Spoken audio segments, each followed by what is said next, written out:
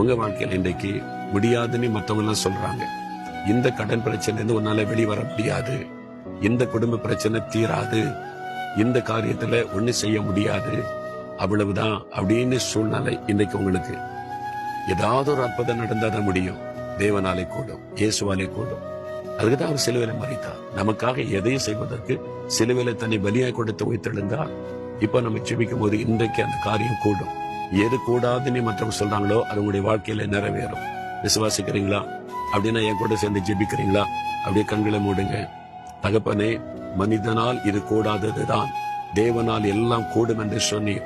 இந்த மகனுக்கு, இந்த மகளுக்கு, இந்த பிள்ளைகளுக்கு இனி முடியாதென்று சொல்லப்படுகிற இந்த காரியத்துல இன்றைக்கு ஒரு அற்புதம் செய்யுங்க.